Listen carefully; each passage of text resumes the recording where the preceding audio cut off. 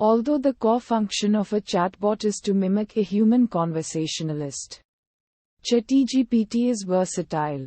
Among countless examples, it can write and debug computer programs, compose music, teleplays, fairy tales and student essays, answer test questions, sometimes, depending on the test, at a level above the average human test taker, generate business ideas, write poetry and song lyrics, translate and summarize text, emulate a Linux system, simulate entire chat rooms, play games like tic-tac-toe, or simulate an ATM. In comparison to its predecessor, InstructGPT, ChatGPT attempts to reduce harmful and deceitful responses. In one example, whereas InstructGPT accepts the premise of the prompt, "Tell me about when Christopher Columbus came to the U.S. in 2015," as being truthful. ChatGPT acknowledges the counterfactual nature of the question and frames its answer as a hypothetical consideration of what might happen if Columbus came to the U.S. in 2015, using information about the voyages of Christopher Columbus and facts about the modern world, including modern perceptions of Columbus' actions. Unlike most chatbots, ChatGPT remembers a limited number of previous prompts in the same conversation. Journalists have speculated that this will allow ChatGPT to be used as a personalized therapist to prevent offensive outputs from being presented to and produced from ChatGPT.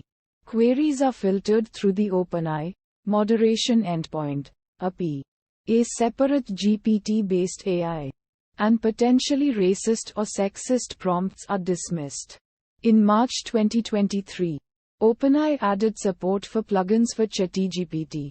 This includes both plugins made by OpenAI, such as web browsing and code interpretation, and external plugins from developers such as Expedia, OpenTable, Zapier, Shopify, Slack, and Wolfram.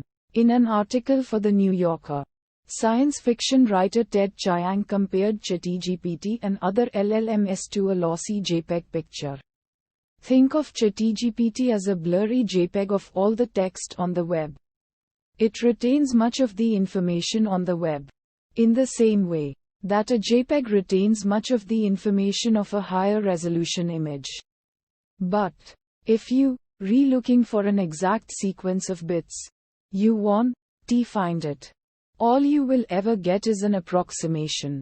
But because the approximation is presented in the form of grammatical text, which ChatGPT excels at creating, it is usually acceptable. It is also a way to understand the hallucinations or nonsensical answers to factual questions, to which large language models such as ChatGPT are all too prone.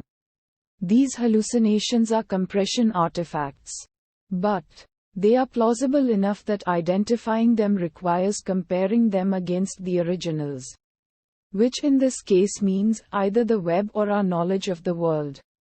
When we think about them this way, such hallucinations are anything but surprising. If a compression algorithm is designed to reconstruct text after 99% of the original has been discarded, we should expect that significant portions of what it generates will be entirely fabricated.